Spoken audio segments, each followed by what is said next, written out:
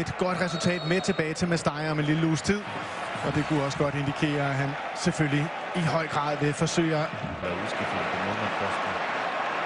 Neymar får fat i den. Der er plads ude i højre siden. Suarez, god første berøring og så afslutning og scoringen. Der er spillet 6 minutter og 18 sekunder. Og så gør de alvor af favoritrollen Barcelona. Han skal ikke have mere plads end det der. Han får faktisk for meget. Tempoløb, som sker her fra Neymar. Altså det er jo faktisk 30-35 meter ned. Og hele tiden undervejs ved, hvor Suarez er. Han behøver ikke kigge op. Det er rigtig godt afsluttet, men meget sker jo egentlig her. Noget af det alle hold, de ved mod Barcelona. Altså de vil gerne have den med omstillingen her. Ja, de er så farlige.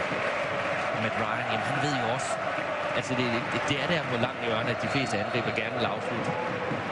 Det starter altså med et katastrofalt boldtab op på midten af Goma. I det generelt bare som modstanderhold, uanset om hjemme eller ude. Et er, at man kan være god rent taktisk til at lave sideforskydning. Lad os lige tage den her med, for den står 2-0. Og det er klasse eksekveret igen. Den første, den var flot. Den her, den er fremragende for Luis Suarez. Det er så flot. Her selvfølgelig godt lavet af Suarez. Men afleveringen, der kommer her fra Busquets, den er god. Vi ser, at han ikke er offside. Den der tilbage, så er tredje og næst sidste fod er lige så gode egentlig som afslutningen her. Men fabelagtig af Neymar. Også et af at præcision. Han får ligesom dæmpet bolden tilbage her. Nej, det er Vidal. Det er fremragende lavet. Ja, det er altså 2 gode første berøringer, det der. Ja, det er det.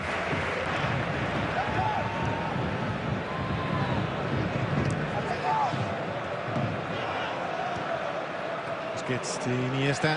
Så sætter han altså fart. Der kommer temposkifte. Ej, hvor er det lækkert!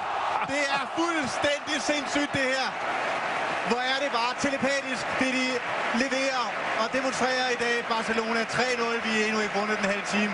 Det til at straffe Sparkfelt. Jeg er lidt tvivl om, at der er et gram af tilfældighed i den sidste sekvens, hvor den ender over ved Messi. Følg ind her. Er det godt? Nej, det er fuldstændig med vilje fra Suarez også, at bolden kører. Vi er derinde. Ved du hvad, de er jo numerisk egentlig i overtal Valencia. Men mange af de løb, der kommer egentlig også fra Messi, som har udgangspunktet ude på kanten som sådan. Det er jo et løb, der kommer ind centralt fra en 8 eller en 10'er position, hvor han ender helt inde ved Matt Ryan, som bare kan vente. Ja, det der, det ligner altså en skolegårdsscoring. Stille og roligt vipper han den køligt over i sidenettet. Og så er Suarez afsted. Så er der fri bane. Der er 50 meter løb, og Messi byder sig til derinde. Og så ved vi godt, hvad der sker. Nej! Hvordan brænder han den? Han får ikke mange nemmere bolde. Og man kan se det ved et af de steder, hvor han har haft størst problemer, simpelthen på grund af sproget, hvor... God aflevering i dybden igen. Hvor er det godt taget ned, det der Messi. Han skal ikke kaste straffe. Jo, han får det. Så er det rødt kort også. Spørgsmålet er, om får de Mustafi. Og det bliver rødt kort. Og det er slemt. Altså nøj, hvor er det her slemt for... Og jeg er spændt på at se den. Jeg tror faktisk, at han har en sag. Det siger han er ikke offside, Messi. Lige på kanten, men han er onside. Og straffespark er der. Han rammer ikke kuglen. Det tror jeg ikke, han gør. Nej, det tror jeg faktisk, du har ret i. Jo, han gør det faktisk han. Til sidst. Nej, ved du hvad? Der er ikke. Nej. Der er ikke nogen forseelse her. Kommer ind til allersidst, får fat i bolden til sidst. Nej, det er der ikke. Det er en fejl med et skridt tilløb nærmest. Så er duellen altså i gang. Så med de gamle Western-dage. Der! Oj! Der brænder han. Og så lige en sidste afslutning. Mærkværdig tilløb. Det vil blive diskuteret, det der. Var det afgangse? Ja, men jeg er svært ved at forstå det. Altså, hvad skulle fordelen i at lave? Jamen, det er jo et etfods tilløb. Selvfølgelig sidder den meget yderligere. Det er tæt på, den går ind også, men selvfølgelig diskussionen vil være omkring den arrogance, der er omkring Neymar. Det med, at han måske ikke altid har respekten. Men det her, det er stærkt. Det er stærkt af Suarez, Mustafi, som har fået det røde kort, blev fuldstændig sat. Alt blev gjort rigtigt.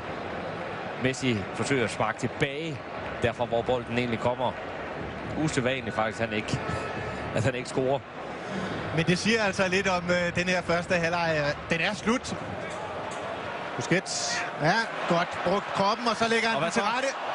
Og det er ikke slut endnu. Skydeteltet fortsætter, og det er Busquets, der retfærdigvis får lov til at afslutte det her angreb efter. Ja, retfærdigvis kan man sige, fordi at han står for alt det her. Det er ham, der ligesom blev arkitekten bag angrebet, men det er også en forkert mand, der afslutter til sidst. Ender jo i en position, hvor han meget sjældent er. Og bliver også en svær bold at se, at den hopper den. Og være med til at spille semifinalen, mens resten af Real Madrid-spillerne sidder derhjemme og kigger på. Her var Messi sætter fart. Tæt på. Lækkert forarbejde, og det er kun det sidste, der mangler. Han ikke rammer mål i den her position, men hvor er det elegant. Altså det ene mellem to spillere. Og den er så velkendt. Har scoret så mange mål på den her.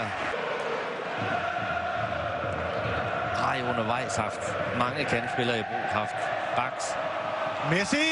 Og så kommer det anden scoring i aften, og han fik lige rettet sigtekornet lidt til for et øjeblik siden. Da han ikke lignede sig selv, det gør han til gengæld her. 4-0 til Barcelona. Klask, klask, klask, klask. Fordi det er mellemrum, som stort set ikke er der. Det er førstegangsaflevering. Der er masser af tempo. Det er den der. Det løb i ryggen på hinanden. Og det er den helt klassiske Messi. Bortset fra, det blev i korthjørnen tilbage fra der, hvor han egentlig kommer fra. Men igen er det altså Suarez, der med en lækker lille hældetalje her skaber chancen. Kreatøren til den anden kreatør. Og to Valencia-spillere. Adriano, vi skal ind og få lidt spilletid her, hvor vi får en afslutning. En scoring! Yep, der kom udbanemålet til Valencia. Nej, den er annulleret. Kaldt for offside. Oj, Cheryshev. Ellers. For det er godt spillet. Angrebet er godt. Godt overblik fra Fegoli, tror jeg, der Valencia angreb. Den der. Jeg ser måske lige ud, som om han er foran dagen. Ja, her ser vi den måske bedre. Er i offside, men Cheryshev, der ligger den ind til Rodrigo, og den er fin nok. Og det har været fejl på fejl. Altså det er jo også et hold, som virkelig mangler selvtillid. Træffer de forkerte beslutninger. Messi vinder den tilbage i feltet, og afslutter og scorer. Og det er altså helt eksemplarisk for det, de har gjort i aften. Barcelona, de er vilde mere end Valencia, og de har presset, og de har...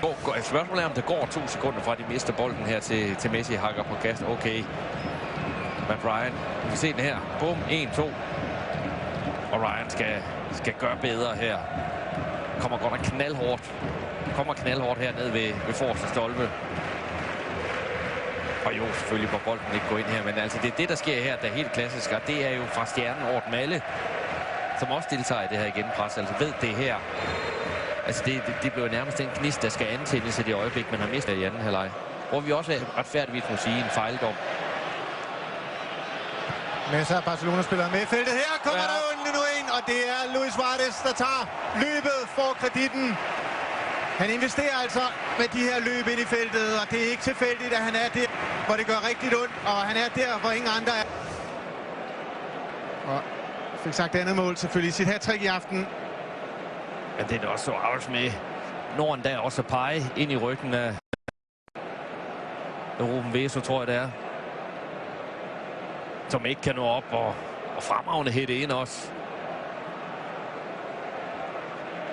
Godt kommet op også. Lækkert angreb, og fra en meget spidsvinkel lukker. Ja, det er altid en god diskussion, når man skal tage hensyn til modstanderne. Her! Hvor er det fremragende. Her tager Suarez ingen hensyn overhovedet. Endnu en gang klasker han den ind. Og hvor er han dog bare en fantastisk angriber. Måske den bedste. Det er så om, hvor tæt er min modspiller på mig. Afleveringen ned her. Når at komme på den rigtige side også. Ved, hvor kassen er. Og det er det tørre hug langs jorden. Ej, det kan jo ikke gøres mere resolut end det der. Og den der som keeper vil man jo tænke her. Vil Suarez forsøge at sparke den tilbage, fordi i tilbagemålet, altså hvor vinklen som sådan egentlig er størst. Fordi det at sparke den ind ved forreste